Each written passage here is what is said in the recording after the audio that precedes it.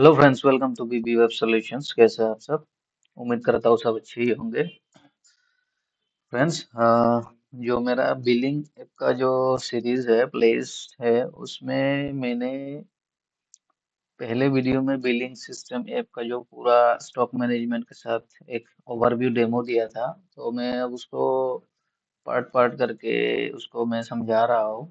तो लास्ट मैंने उसमें जो इम्पोर्टेंट फीचर था, डायनामिक जीएसटी कैलकुलेशन, ठीक है। जैसे कि उस वीडियो में मैंने समझाया था, ये देखिए इस पेज में आपको याद होगा, जैसे कि हम लोग कस्टमर सिलेक्ट कर रहे थे और प्रोडक्ट सिलेक्ट करते ही ये प्राइस वगैरह आ गया था और जीएसटी आ गया था ग्रैंड टोटल के साथ, सब टोटल के साथ, ठीक है।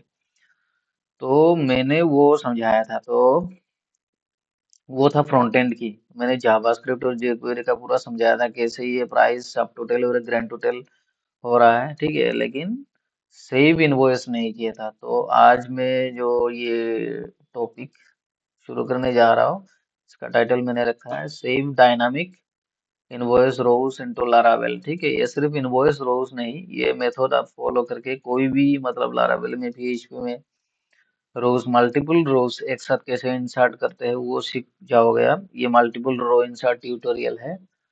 तो मैंने ये बिलिंग ऐप के रिलेटेड रखा है सेव डायनामिक रोज इन लारावेल। ये देख लोगे तो आपको लूप का ये पता चल जाएगा कैसे मल्टीपल मल्टीपल रोज इंसर्ट करते हैं, ठीक है। तो उसके लिए हमें क्या क्या चाहिए? एक तो इनवॉइस टेबल चाहिए। और हमेशा याद रखना, जब भी आप मल्टीपल डेटा एंट्री करने जाओ ना, तो टेबल दो होना चाहिए। एक होगा मास्टर टेबल और दूसरा होगा जहाँ पे मल्टीपल रोज घुसेंगे, ठीक है। मास्टर टेबल में क्या होगा, मेन जो है ना, टोटल कितना होगा या फिर कौन कस्टमर है, वो हो गया मास्टर टेबल। तो इनवॉइस टेबल है मेरा और इनवॉइस आइटम्स टेबल है। उसके बाद मल्टीपल रोज सेव हो जाएगा। फिर product selection, quantity, price, GST, grand total, ये हो गया फ्रंट एंड की बात है, ठीक है। ये तो मैं पिछली वीडियो में समझा चुका हूँ। अब चलते हैं, मैं मेरा जो लारागोन है उसमें मैंने बोला था आप लोग लारागोन यूज करो, ठीक है। और समझाया था कैसे लारागोन, एक मेरा वीडियो है उसमें जो आई बटन में मैं दे दूंगा, fix composer issues detected in your system, एक वीडियो, वो चेक कर लेना आप। उसमें क्या है ना, मैंने ये बहुत सारे कंपोजर रिलेटेड इश्यूज आते हैं, जैसे कि पीएचपी ग्रेटर देन 8.0 होता है आपका, जो वर्जन है कंपोजर 7 पॉइंट कुछ समथिंग होता है। तो वो सब झंझट नहीं चाहिए, तो सिंपली लारागोन इंस्टॉल करो और स्मूथली रन हो जाएगा। तो मैं चलता हूँ अपने डाटाबेस पे, हिल्ड एसक्यूएल पे। यहाँ पे देखिए फ्रेंड्स, ये बिलिंग सिस्टम का डाटाबेस है। तो यहाँ पे देखिए प्रोडक्ट्स और कस्टमर्स मैंने आपको दिखाया था, ठीक है। तो और यूजर्स टेबल भी है जिससे हम लॉगिन करते हैं। तो ये जो इनवॉइस और इनवॉइस आइटम्स, ठीक है, ये दोनों टेबल नहीं दिखाया था। तो इनवॉइस में क्या है देखो, ये ये हो गया टेबल। इनवॉइस में क्या क्या फील्ड है, कस्टमर आईडी है, total amount, GST amount, discount amount, final amount, created, updated और यूजर आईडी, ठीक है। यूजर आईडी मतलब जिस आईडी से लॉगिन करके आप इनवॉइस सेव कर रहे हो, उसी यूजर का आईडी सेव होगा यहाँ पे। और कस्टमर आईडी मतलब जिस कस्टमर के लिए बिल बनाओगे उसका एक फील्ड होना चाहिए। और आईडी ऑटो इंक्रीमेंट प्राइमरी की, ये तो रहना ही चाहिए। उसके बाद टोटल अमाउंट, जितना भी रो इंसर्ट होगा उसमें जितना अमाउंट होगा उसका टोटल कितना होगा, और जीएसटी अमाउंट कितना होगा, और डिस्काउंट टोटल कितना होगा, और फाइनल अमाउंट कितना होगा, ठीक है। तो ये हो गया मेन टेबल, जो मास्टर टेबल है, इनवॉइस टेबल। और इनवॉइस आइटम्स में क्या होगा, इनवॉइस आइटम्स में होगा ID, invoice ID. Invoice ID क्या है, ये वाला है इनवॉइस का जो प्राइमरी की आईडी है, इसका वैल्यू जाएगा इसमें इनवॉइस आईडी में। फिर प्रोडक्ट आईडी, क्वांटिटी, प्राइस और total. Product ID, quantity, price पहले टेबल में नहीं है, क्योंकि ये मल्टीपल एंट्री होगा। जैसे कि ये है ना प्रोडक्ट आईडी क्वांटिटी, ये है प्रोडक्ट आईडी क्वांटिटी और प्राइस, ठीक है। और टोटल मतलब क्वांटिटी इंटू प्राइस करके जो अमाउंट होगा वो टोटल। तो इसलिए यहाँ पे और एक फील्ड है, देखना आप, टोटल। टोटल क्या होगा, क्वांटिटी इंटू प्राइस का वैल्यू जो होगा वो टोटल में आके घुस जाएगा। एक एक रो ऐसे इंटू करके घुसता रहेगा, ठीक है। तो प्रोडक्ट आईडी, क्वांटिटी, प्राइस और टोटल समझ में आ गया आपको। उसके बाद हाँ, ये देखिए क्रिएटेड एट और अपडेटेड एट, ये टाइम स्टम्प आपको रखना है, ठीक है। तो ये हो गया इनवॉइस आइटम्स टेबल की स्ट्रक्चर, ठीक है। तो मैं अब डाटा में क्लिक करता हूँ। डाटा में क्लिक करता हूँ तो क्या होगा, यहाँ पे देखिए कुछ इनवॉइसेस में पहले से डाटा पड़ा हुआ है जो हमने बनाया है। तो उसमें customer ID, total amount, GST amount, discount amount और फाइनल अमाउंट, ठीक है। उसके बाद आ गया इनवॉइस आइटम्स। इसमें क्या है, इनवॉइस का ये जो प्राइमरी की है ये घुसेगा। उसके बाद इसका एक सीरियल आईडी है, वो तो ऑटो इंक्रीमेंट है। फिर प्रोडक्ट आईडी आएगा, जो प्रोडक्ट सिलेक्ट करेंगे, मान लीजिए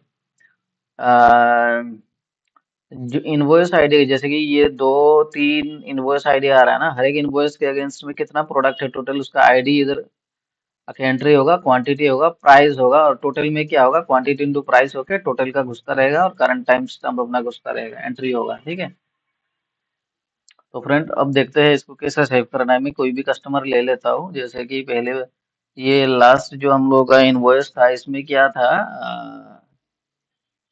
लास्ट इनवॉइस, सॉरी इनवॉइसेस में अगर जाएंगे तो यहाँ पे देखिए INB 006 करके है। ठीक है, रोबिन का, मोनस का। अब फिर से क्या करते हैं, दूसरा क्रिएट कर लेते हैं। यहाँ पे सिलेक्ट कर लेते हैं रोबिन का। ठीक है, अब मैं नया कस्टमर ऐड नहीं कर रहा हूँ, या फिर आप कर भी सकते हो, एक कस्टमर और ऐड कर देते हैं, ABC करके। ठीक है, इसका मोबाइल नंबर दे देते हैं 9954012345। ठीक है, एड्रेस लिख देते हैं कुछ भी, कामरूप, गुवाहाटी 781005। ठीक है, इसका मैंने एक नया कस्टमर बना लिया। तो हो गया ABC। ठीक है, अब मैं इनवॉइसेस में जाऊंगा, तो यहाँ पे क्रिएट इनवॉइस कर सकते हैं, या फिर यहाँ भी डायरेक्ट जा सकते हैं। क्रिएट इनवॉइस करेंगे तो ये देखो मेरा कस्टमर आ गया ABC। ठीक है, ABC आ गया। मैं प्रोडक्ट सेलेक्ट करूंगा, मान लो दलिया, इसका 80 रुपीज है। इसका क्वांटिटी में बढ़ा देता हूँ 2। ये देखो सब टोटल और टैक्स आ गया, ग्रैंड टोटल आ गया। आप पुराना वीडियो देख लेना ये फ्रंट एंड कैलकुलेशन के बारे में। जो फिर मैं दूसरा प्रोडक्ट लेता हूँ, उसके लिए ऑयल, ऑयल 1 है क्वांटिटी, उसका यूनिट ऑफ मेजरमेंट भी लगाना पड़ेगा। तो अभी देख लो, आप मल्टीपल इंसर्ट कैसे करते हैं वो लगा देंगे। फिर इसमें मैं एक ही रखता हूँ। ठीक है फ्रेंड्स, और एक लेते हैं प्राइस। उसके बाद लेते हैं फ्रेश फ्रूट्स, फ्रेश वेजिटेबल्स। ठीक है, इसमें कितना लेना है, क्वांटिटी 2 किलो। ठीक है, ये हो गया। अब क्या करेंगे, जैसे ही मैं इसको क्लिक करूंगा ना, तो उसमें DD करके हम देखते हैं क्या आ रहा है। ये हो गया मेरा। देखो इनवॉइस, ये जो है ना, resources views invoice create blade, तो इसमें मैंने जो समझाया था jQuery, इसमें पूरा का पूरा वो है, ये फ्रंट एंड ब्लेड फाइल जिसे कहते हैं। ठीक है ना। तो इसका रूट क्या है, इनवॉइस डॉट स्टोर। ये कहाँ पे रहता है, ये रहता है रूट्स वेब डॉट PHP में। वेब डॉट PHP में रहता है। ये देखो इनवॉइस का, ये देखिए रूट, इसका क्या है, इनवॉइस डॉट स्टोर। ठीक है, तो क्या होगा, ये कहाँ जाएगा, इसका URL है इनवॉइस स्लैश स्टोर, और ये मेथड क्या है, पोस्ट मेथड। पोस्ट मेथड क्यों है, क्योंकि ये गेट नहीं होगा, हम सबमिट कर रहे हैं। तो कहाँ कर रहे हैं, invoice controller at class store. तो हम क्या करेंगे, इनवॉइस कंट्रोलर में क्लास स्टोर क्लास में जाएंगे, और यहाँ पे ये वैलिडेशन वगैरह है, न्यूमेरिक होगा, एरे होगा, ये होगा। तो हमेशा प्रोडक्ट आईडी क्वांटिटी प्राइस इसको एरे में रखना है। ठीक है, रिक्वायर्ड एरे। और कस्टमर को क्या करें, एग्जिस्ट, कस्टमर चेक करेंगे, एक ब्लॉक लगा दिया हमने, एग्जिस्ट नहीं होगा तो एंटर नहीं होगा, मतलब कस्टमर पहले से होना चाहिए। तो यहाँ पे क्या है, ये देखो कस्टमर हमने चेक किया, फर्स्ट और फेल कस्टमर है कि नहीं। तो ये देखो first loop validate stock plus calculate totals. तो यहाँ पे हम क्या कर रहे हैं, स्टॉक स्टॉक चेक कर रहे हैं। स्टॉक कहाँ पे है, स्टॉक हमारा प्रोडक्ट मास्टर में पड़ा हुआ है। तो प्रोडक्ट मास्टर का मैं दूसरा लिंक खोलूंगा, तो यहाँ पे देखिए, ये देखिए 8 है। इसका शायद फ्रेश फ्रूट्स और ऑयल का नहीं होगा, दलिया और फ्रेश वेजिटेबल्स का है, दोनों का। तो मैं इसमें ऐड कर देता हूँ। स्टॉक क्वांटिटी घट गया था पहले से, इसको 10 कर देते हैं। ये अपडेट हो गया। इसका भी 0 है, इसका भी 10 कर देते हैं, नहीं तो ऐड नहीं हो पाएगा। ठीक है, हो गया। अब क्या होगा, इसको सबसे पहले हम लोग क्या करेंगे, DD रिक्वेस्ट करेंगे। एरे में कितना आ रहा है प्रोडक्ट हमें पता चलेगा। सेम ही कॉन्सेप्ट है, मल्टीपल रोज इंसर्ट करने के लिए।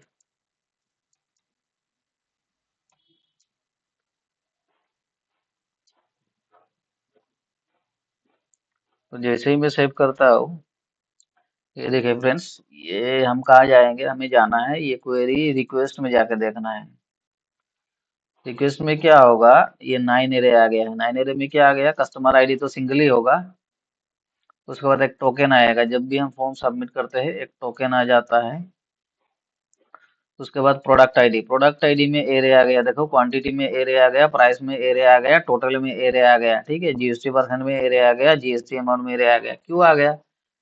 क्योंकि जीएसटी परसेंट और जीएसटी अमाउंट हर एक प्रोडक्ट के साथ बदलता रहता है, और क्वांटिटी प्राइस भी हर एक प्रोडक्ट का अलग अलग है, टोटल भी हर एक प्रोडक्ट का अलग अलग है।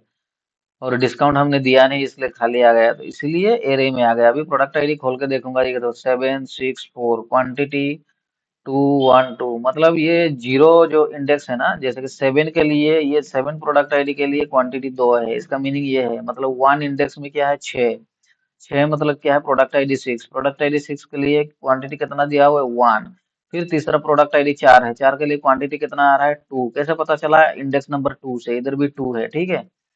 तो ऐसे करके प्राइस में भी वैसे ही है, 80 80 100 हर एक इंडेक्स के हिसाब से प्राइस आ रहा है। फिर टोटल में भी वैसे ही आ रहा है, जो प्राइस इंटू क्वांटिटी करके आ रहा है, हर एक इंडेक्स के हिसाब से आ रहा है। उसके बाद जीएसटी परसेंट में देखो 3, हाँ ये भी 5 रुपये 5 रुपये 5 रुपये, हर एक इंडेक्स में हर एक एंट्री के लिए वो जीएसटी परसेंट बदल रहा है, प्रोडक्ट मास्टर में से जो आ रहा था। फिर जीएसटी अमाउंट भी इंडेक्सिंग के हिसाब से आएगा। 5% के हिसाब से कितना बनता है, 8 रुपये, 4 रुपये और 10 रुपये, ठीक है। तो हमें एरे मिल गया। अब क्या करूंगा, मैं इसको बंद कर देता हूँ, कमेंट कर देता हूँ। फिर जाता है इसमें सब टोटल, एक वेरिएबल लिया हमने, जीएसटी टोटल और valid items array. Valid items क्यों लिया, क्योंकि ये आइटम्स हमें इकट्ठे करने हैं। उसके बाद रिक्वेस्ट प्रोडक्ट आईडी एस की एक फॉर लूप चलाएंगे, ठीक है।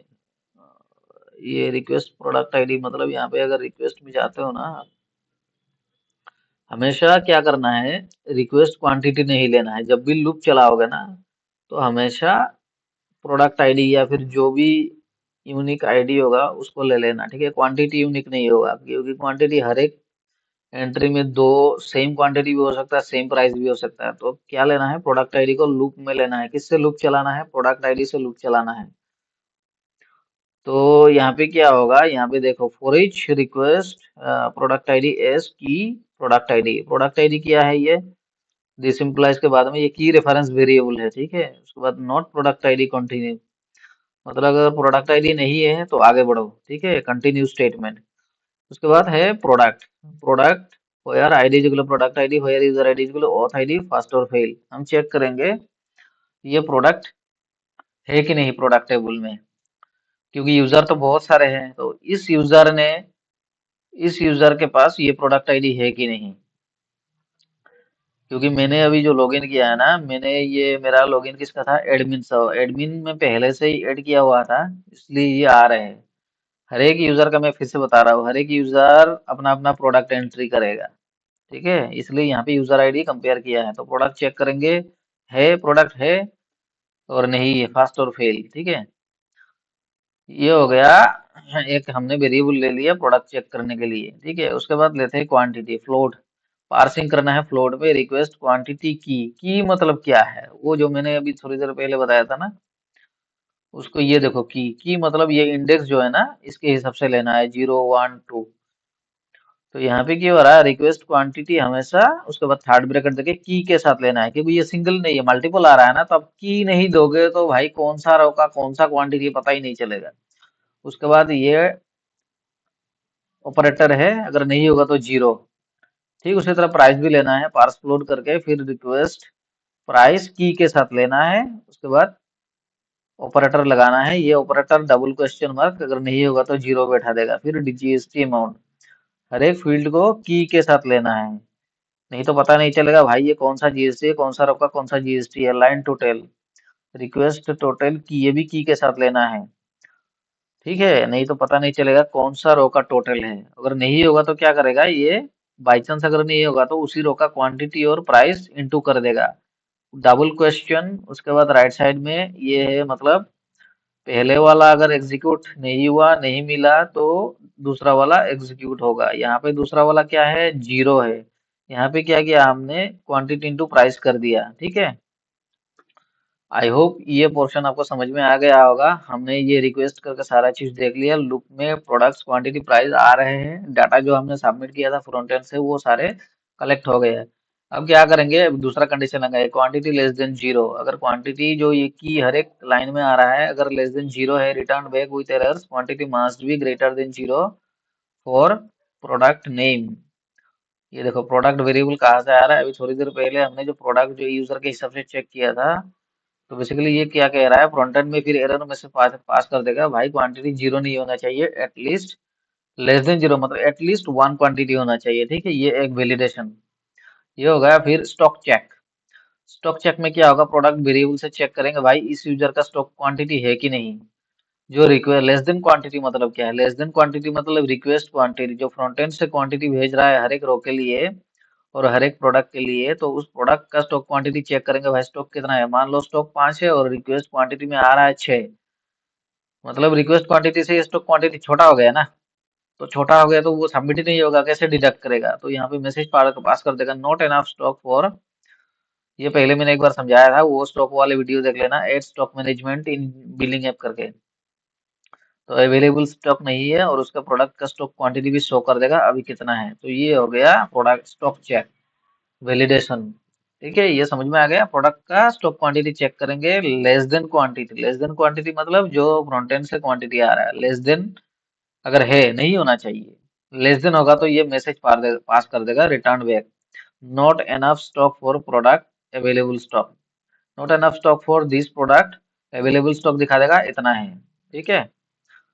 आई होप इतना समझ में आ गया होगा। अभी क्या होगा, सब टोटल। सब टोटल में प्लस ये इंक्रीमेंट ऑपरेटर क्या करेंगे, क्वांटिटी इंटू प्राइस, क्योंकि सब टोटल हमें पहले मास्टर टेबल में घुसाना है, एंट्री करना है, तो क्वांटिटी इंटू प्राइस जो भी होगा वो क्या करेगा, सारे रो का क्वांटिटी और प्राइस जो इंटू होगा वो एक एक करके सब टोटल में डालता रहेगा। जैसे भाई पहला रो का आ गया 10, फिर दूसरा रो का आ गया 20, तो 30 हो गया, फिर 30 इधर जमा कर दिया, फिर तीसरा रो का आ गया 50, तो 50 इधर जमा कर दिया, 50 प्लस 30 कितना हो, 80। इसलिए ये प्लस इंक्रीमेंट असाइनमेंट ऑपरेटर लगा हुआ है। ठीक उसी तरह जीएसटी भी इंक्रीमेंट असाइनमेंट ऑपरेटर, ये जो प्लस के रहे इक्वल, मतलब इंक्रीमेंट ऑपरेटर विथ असाइनमेंट, मतलब जितना भी टोटल होगा वो सब जीएसटी टोटल या सब टोटल में आके जमा हो जाएगा। फिर जीएसटी अमाउंट क्या करेंगे, वो भी प्लस प्लस करके जितना होगा जीएसटी टोटल में आके जमा हो जाएगा। और जीएसटी अमाउंट कहाँ पे हमने लिया था, ये देखिए जीएसटी अमाउंट हर एक रो का की के साथ जो जीएसटी आ रहा था हमने जीएसटी अमाउंट में स्टोर कर रखा है। तो ये 6 बार लूप चलेगा तो क्या होगा, ये जीएसटी अमाउंट 6 बार आके जो प्लस होगा वो जीएसटी टोटल में जमा हो जाएगा। यहाँ पे 10 बार अगर जीएसटी अमाउंट आता है, वो 10 बार आता है, वो 10 जीएसटी अमाउंट का साम जितना होगा वो जीएसटी टोटल में जमा हो जाएगा, ठीक है।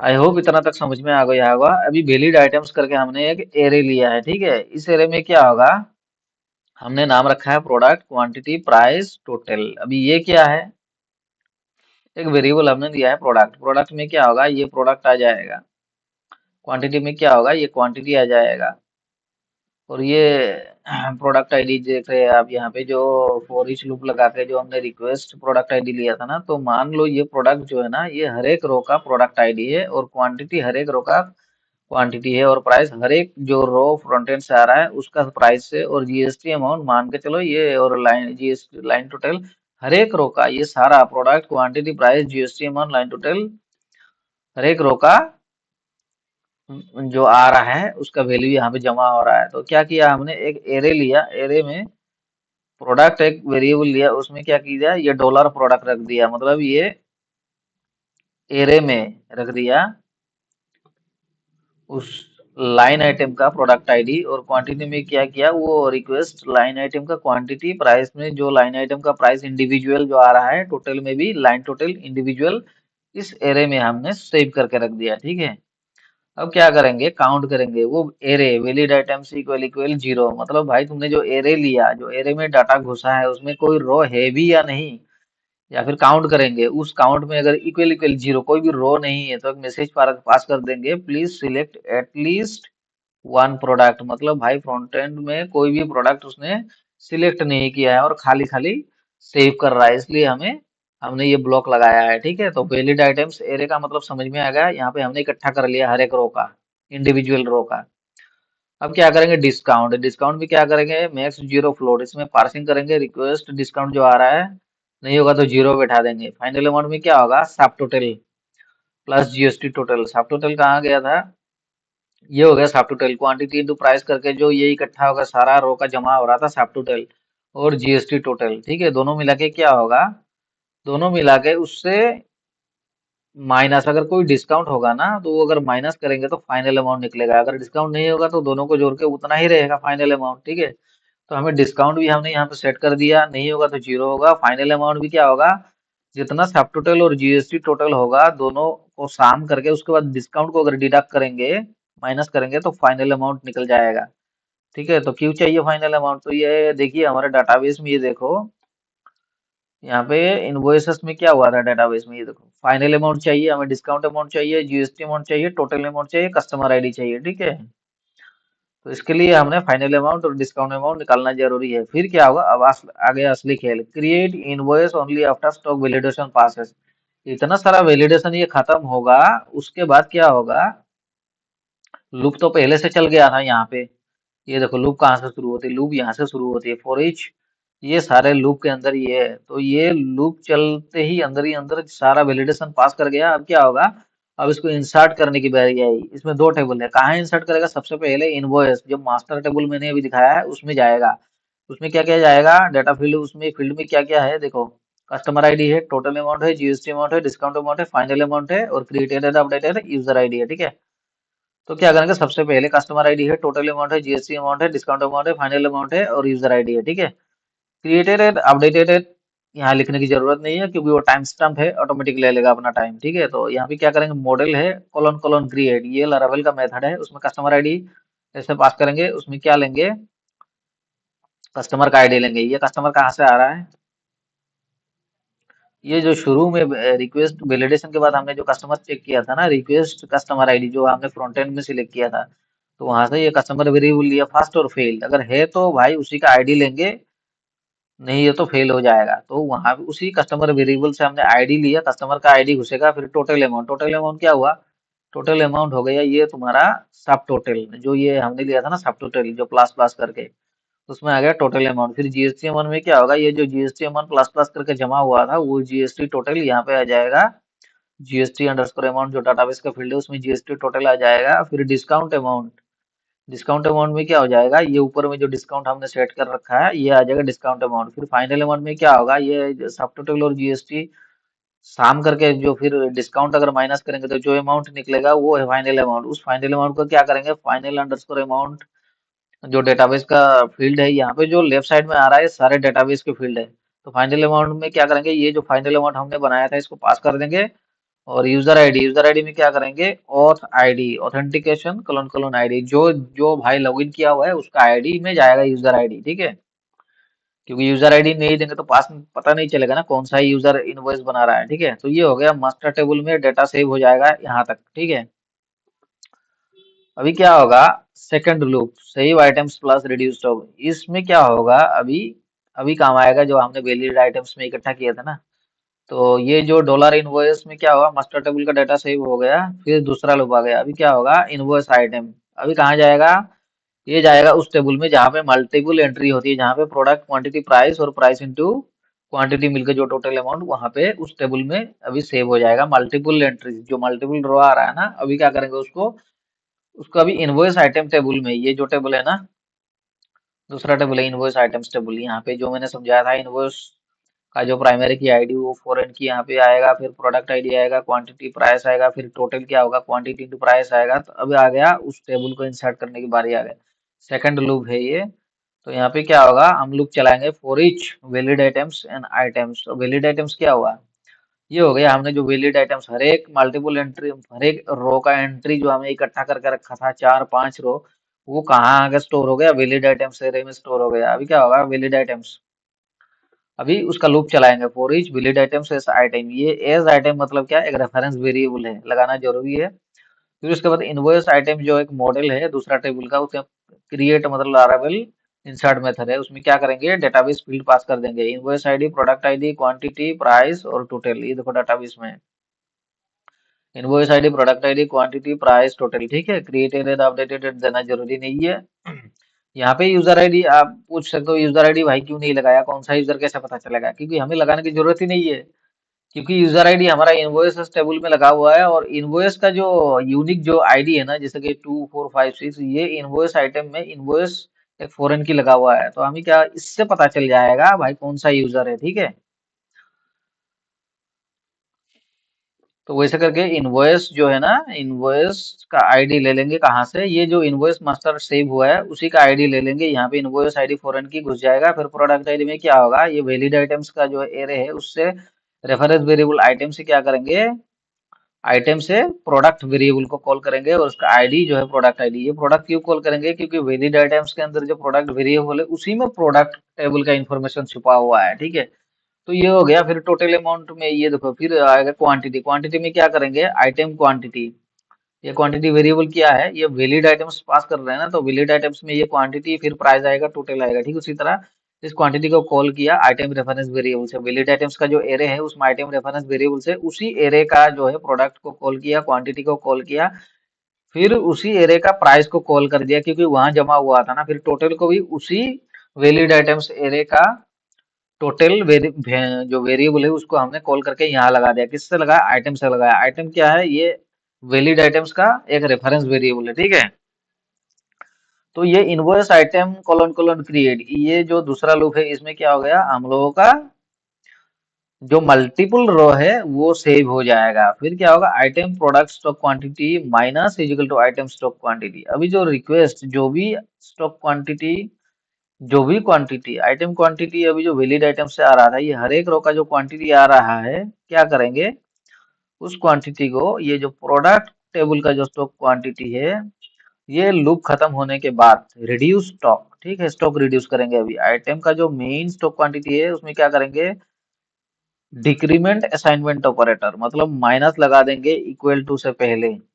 तो क्या होगा, जितना भी क्वांटिटी आता रहेगा वो मेन प्रोडक्ट का स्टॉक क्वांटिटी से माइनस होता रहेगा। जैसे कि 2 आ गया, यहाँ पे 10 था, -8 हो गया, फिर से दूसरा रो में 3 आ गया, तो फिर 8 से 3 गया, कितना हो गया, 5 हो गया। तो ये रिड्यूस होता रहेगा आइटम का स्टॉक क्वांटिटी। ठीक है, स्टॉक क्वांटिटी कहाँ लगाना है, प्रोडक्ट मास्टर में। फिर क्या करेगा, उसी आइटम प्रोडक्ट से, ये आइटम वेरिएबल क्या है, ये लूप था वैलिड आइटम्स का, तो जिससे हम लोग क्या कर रहे थे, इनवॉइस टेबल में सेव कर रहे थे। तो क्या होगा, आइटम प्रोडक्ट से भी ये प्रोडक्ट क्या होगा, ये वैलिड आइटम्स का जो प्रोडक्ट है ना, ये कहाँ है, प्रोडक्ट टेबल में कॉल कर रहा है, तो ये प्रोडक्ट टेबल में क्या होगा, सेव हो जाएगा। क्या सेव हो जाएगा, ये जो स्टॉक क्वांटिटी डिडक्ट होके जो अपडेटेड, जो डिडक्टेड क्वांटिटी है, जो रिक्वेस्ट से आ रहा है, उसको माइनस कर करके जितना भी अपडेटेड क्वांटिटी होगा वो मेन प्रोडक्ट टेबल में सेव हो जाएगा। ठीक है, ये थोड़ा एडवांस स्टाइल में लिखा हुआ है, आप इसी को प्रैक्टिस करें,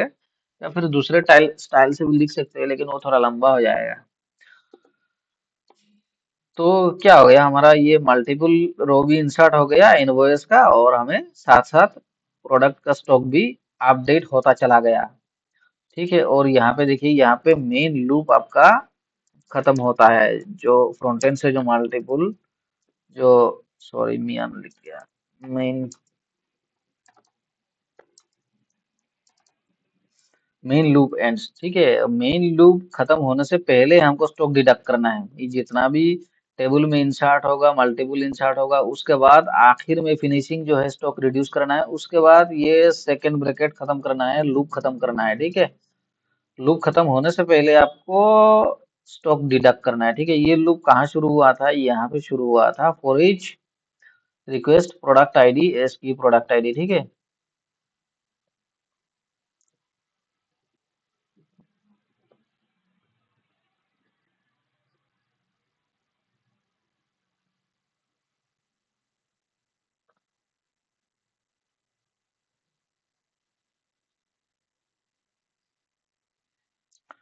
अच्छा सॉरी फ्रेंड्स, वो लूप नहीं था, ये दूसरा लूप था, जो हमने वैलिड आइटम्स का स्टॉक रिड्यूस कहाँ करना है, ये जो हम मल्टीपल जो इंसर्ट कर रहे थे ना, इसी लूप का, हाँ इसी का, ये लूप खत्म होने से पहले हमें स्टॉक रिड्यूस करना है। जब मल्टीपल एंट्री करेंगे तब जाके उस लूप को खत्म होने से पहले हमको स्टॉक रिड्यूस करके चलते जाना है, ठीक है फ्रेंड्स। उसके बाद आएगा आखिर में return redirect invoice dot show invoice ID, उसी आईडी में शो कर देगा सक्सेस इनवॉइस क्रिएटेड सक्सेसफुली, ठीक है। तो देखते हैं, मैंने आपको समझा दिया, आई होप आपको समझ में आ गया होगा। अभी यहाँ पे हमने जो वो कर रहे थे ना, अब इसको हमने क्या किया, डीडी को तो कमेंट कर दिया था, फिर से मैं इसको रिलोड करूंगा ना। अच्छा, ये डीडी हटा नहीं है। अच्छा, हमने सेव नहीं किया था ना, कंट्रोल एस नहीं किया था। तो देखो अभी मैं इसको रिलोड करूंगा तो सेव हो जाना चाहिए। ये देखो फ्रेंड्स, इनवॉइस क्रिएटेड सक्सेसफुली, तो हमारा का आखिर जो इनवॉइस था 006 का, ये नया इनवॉइस क्रिएट हो गया, इनवॉइस 0007, ठीक है। डेट आ गया, ये बिल टू कौन सा कस्टमर था, एबीसी हमने लिया था, उसका फोन नंबर ये था, उसका एड्रेस ये था, ठीक है। ये देखो दलिया लिया था हमने, क्वांटिटी 2 80 रुपए, ये टोटल ऑयल लिया था 1 लीटर 80 रुपए, ये फ्रेश वेजिटेबल्स 2 किलो लिया था, ये था, ये पे साफ टोटल आ गया। ये जीएसटी, ये डिस्काउंट हमने कुछ नहीं दिया था, ये ग्रैंड टोटल इतना है, ठीक है फ्रेंड्स। तो ये डायरेक्ट आपको क्या हुआ, बिलिंग ऐप का प्रिंट प्रीव्यू में ले गया, ठीक है। तो इसको आप क्या करोगे, अभी आप प्रिंट करोगे तो ये अपना प्रिंट प्रीव्यू ऐसे आएगा बिलिंग ऐप करके, या फिर आप इसको थर्मल प्रिंट जो मैंने पहले बताया था जो मेन वीडियो में, ऐसे पूरा थर्मल प्रिंट आ जाएगा, ठीक है फ्रेंड्स। तो ये आप मैसेज क्लोज कर दीजिए, तो क्या हो गया, मेरा ये इनवॉइस क्रिएट हो गया। अभी इनवॉइसेस में क्लिक करेंगे लिस्ट में, तो क्या होगा, यहाँ पे देखिए वीडियो शुरू करने से पहले इतना तक था, तो हमने नया कस्टमर ऐड किया एबीसी करके, फिर उसका इनवॉइस क्रिएट किया मल्टीपल, जो समझाने के लिए। तो इनवॉइस नंबर यूनिक है, ये 007 आ गया, इतना आ गया, ये हो गया। जो लेटेस्ट क्रिएट होगा वो टॉप में आ जाएगा, ठीक है फ्रेंड्स। तो अगले वीडियो पे हम लोग देखेंगे उसको कैसे एडिट करना है, ठीक है, मल्टीपल को, या फिर एडिट नहीं करेंगे तो कम से कम यहाँ पे कैसे इनवॉइसेस में फिल्टर लगाना है, ठीक है। उसके बाद सेल्स रिपोर्ट आएगा, वो देखेंगे एक एक करके। तो फ्रेंड्स, आई होप आप सबको पसंद आया होगा, और वीडियो को सब्सक्राइब करना ना भूलें, और अपने दोस्तों के साथ शेयर जरूर कीजिए। तो फ्रेंड्स, आज के लिए बस इतना ही, तो मिलते हैं अगले वीडियो पे, तब तक के लिए bye bye and take care.